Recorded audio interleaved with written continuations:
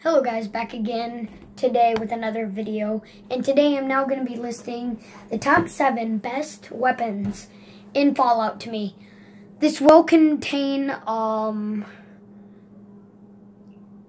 one from a DLC, so not to get too much spoily if you haven't played the DLCs, because some people actually haven't played all the DLCs yet.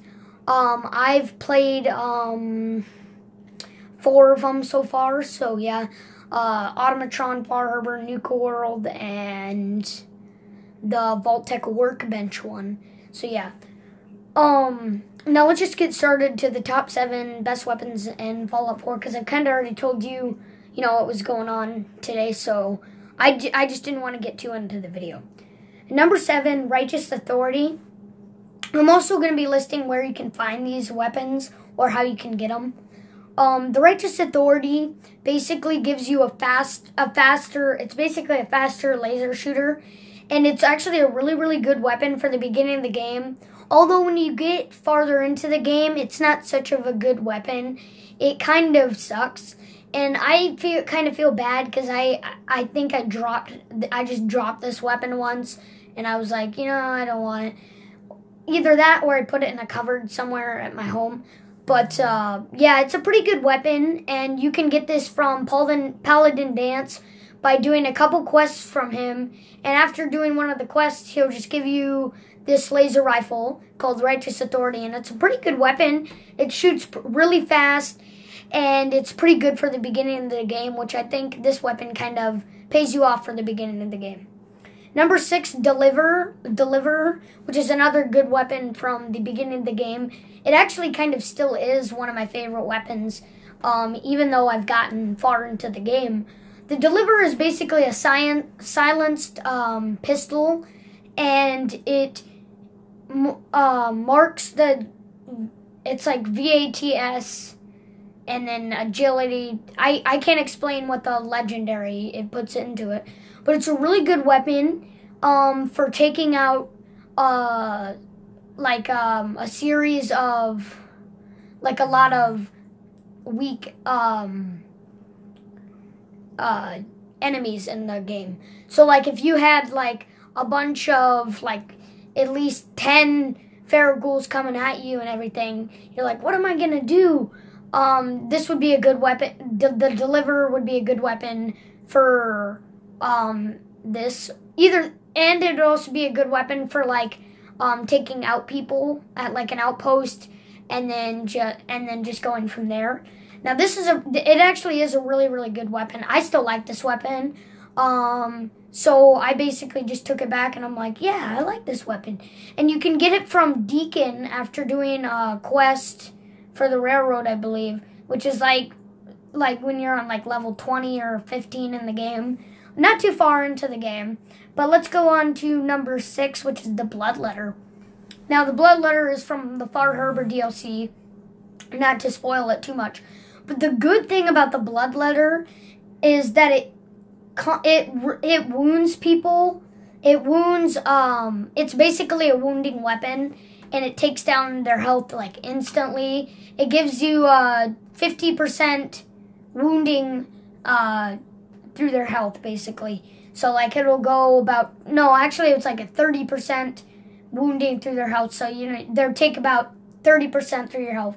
Now, some of the creatures in the game will not take the bloodlet from this weapon, like the Mirelurk Blood Rage, which it's basically the opposite of this weapon. It basically rages its blood to where it's you try to sink it down and it just goes like that and everything. It basically constantly runs its blood. It's very enraging. But it's good on most Mirelurks. It's good on a couple humans. Not very good on super mutants most of the time, but still a really cool weapon. It's a fishhook weapon, and you can get it from I forgot who the lady was in Far Harbor, but it's optional to help her, and if you complete the quest, she'll give you the Bloodletter. So at number 4, I'm gonna put Big Boy. which is a fat man that you can obtain in Diamond City from Amateur or something, and he sells like weapons and other stuff like that in Diamond City. Now, what's good about this weapon and what's unique about this weapon is that it shoots 2 nukes for the cost of 1. Instead of just shooting 1 nuke like a regular Fat Man does, it shoots 2 nukes, and it's a really, really cool weapon. So 1 nuke is the cost of 1, so really, if you had 1 nuke in your inventory and you're like, oh, I need 2 nukes to fire, you know, to make this gun work, actually, you don't have to do that. You only need 1 nuke to shoot 2. So it's 2 nukes for the cost of 1. But it's a really, really cool weapon. I think it's really unique. But if you want to fire up this weapon, I recommend not shooting it right at a person. Just like you're there and you shoot it at the person, because you could easily die. I'd say at least be in game-wise, be like 10 meters away from them to not die. Just be very cautious with this weapon, because you could end up killing yourself with this weapon. But anyways, let's go on to number 3, which is Pikmin's Blade. Now, you can get this from Pikmin's Gallery by completing Pikmin Quest. I think it's Pikmin's Gift, and he'll give you Pikmin's Blade. Now, this is a weapon. It's a fast weapon called Pikmin's Blade. And what's good about this weapon is it poisons your enemies. But what's good about it is you can constantly hit your enemy while poisoning them, which is really enraging and can kill your enemy instantly. Although it kind of gets tiring for like bigger enemies, like a super mutant, using this weapon on them and then just constantly knifing them. But it's actually a really good weapon for the beginning of the game. Although I'd say you probably won't get this weapon until at least level 25 or something like that, but it's still a really good weapon. So let's go on to number 2, which is Krenvit's Tooth, and you can get this from Dunwich Boars. Now, this is going to be a lifelong weapon that you can use in the game. I guarantee you this is a lifelong weapon you could use in the game. It's Krenvit's Tooth, and it basically has the same ideal with Pikmin's Blade, but it's actually a sword, and it goes slower. It's like a detailed, like weird kind of shaped sword, and you can get it from Dunwich Boars. Once you go inside the actual mining area, you have to go all the way down, and you see this water hole, and you have to go down, not all the way down, but you'll see this other hole. You go in through the water through there, and then Krenvit's Tooth will be sitting in between 2 mini nukes, and it looks pretty rad, because it's like there's valuable stuff surrounding it, which basically means that's valuable as well. But Krenvit's Tooth, I've held it my entire game ever since I've got it. I think I got it at like level 28 or 20 or something like that, like in my 20s. But this is a very good weapon. It poisons your target. It says targets bleed and are poisoned like 15%. And it's a really good weapon. It does get annoying when you're trying to beat up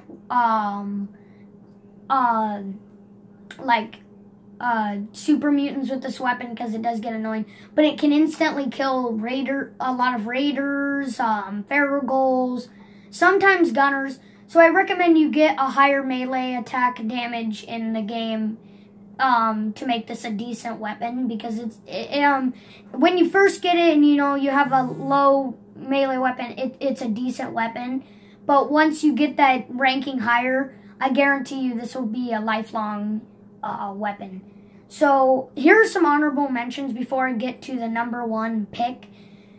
The first honorable mention is Big Jim, which you can get, I forgot where you can get it, but it has a chance of crippling an enemy's leg. Now, this is a very good weapon for enraging animals. Like, if you were going to kill a Deathclaw, this is very, very good for killing a Deathclaw. Basically, you just want to use Big Jim until it cripples their leg, and then you can finish them off with a different weapon. So this is basically a head start weapon for killing bigger bosses in the beginning of the game. But it's a pretty cool weapon. Now for the second honorable mention is the 2077 game-winning bat. Now this is a bat you can get at Jamaica Plain, and it's a very, very, very unique weapon. It looks like a normal bat. Well, I think it doesn't look like a normal bat. It's like, I think it has a different handle. But it has, I believe, a 5 or 10% chance of sending your enemies flying in the air. I actually tried this, and it happened when I hit a feral ghoul at Jamaica Plain, and it looks really, really cool. And it makes a sound effect from the game, and it's a really unique weapon. And I think you should get this weapon because it's unique. It's not the best weapon, but it's pretty unique. Number 1, spray and pray. Now, before I get to talking about how spray and pray is the best weapon, a lot of people say people just like spray and pray because the bullets compound, and I've heard other YouTubers saying, you know, submachine guns suck, but this legendary weapon is not only good because of the explosive bullets. Hello guys, sorry once again, I had to pause. Sorry guys, I'm really, really sorry that I had to pause the video that many times. I was just really cautious if I had, you know, you had heard, you know, in the background. But the good thing about spray and pray is that it doesn't only, it's not only unique because the bullets compound. Well, that's the only unique thing about it. And it also, I believe, has a silencer on it, like a suppressor on it, and is a submachine gun. And people were always saying, submachine guns suck. But this gun is really good, especially if you just want to finish off a boss really, really fast. This is a good weapon for that. Like, if you want to finish off a Mirelurk Queen, you can take that Mirelurk Queen down in, like, 10 seconds with this baby. And, like, 7 seconds, a Death Claw is going to be down with this thing. And it's just the timing that it takes to kill an enemy with this thing. And like I said, with the hardest enemy, the Shipbreaker, I honestly used this weapon just to finish off the Shipbreaker, so I didn't have to take it long. And it took me literally 20 seconds to kill that thing with the spray and pray. And it's not just the bullets compound, and that I know you guys are saying that on YouTube all the time. I look at bigger YouTubers, like 200,000K YouTubers. They're always like, well, submachine guns suck, and you guys just like them because of the explosive bullets. No, it's because this spray and pray gun has a very, very good timing on killing some of the enemies. So I hope you guys that this was an okay list. Tomorrow, hopefully I remember to make a video about, I'm going to do top 8 or 7 best armor in the Fallout 4. So I'll see you guys tomorrow, hopefully. So like or subscribe, guys. I'll see you next time.